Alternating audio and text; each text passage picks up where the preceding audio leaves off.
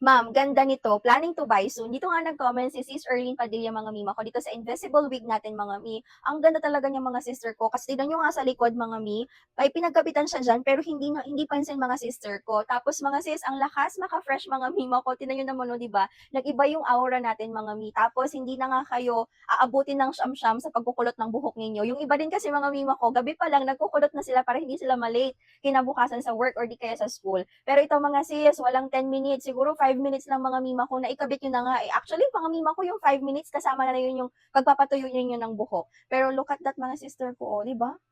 See? Effortless mga mi, effortless talaga. Yung real hair ko mga mima ko, sinama ko lang din siya sa kulot para ayun, maging kulot din siya. So ayan mga sister ko, naglagay lang ako ng headband, pero itong headband na yan, walang kinalaman yan mga mi. So ito siya mga sis, ayan o, nasa loob yung aking invisible hair.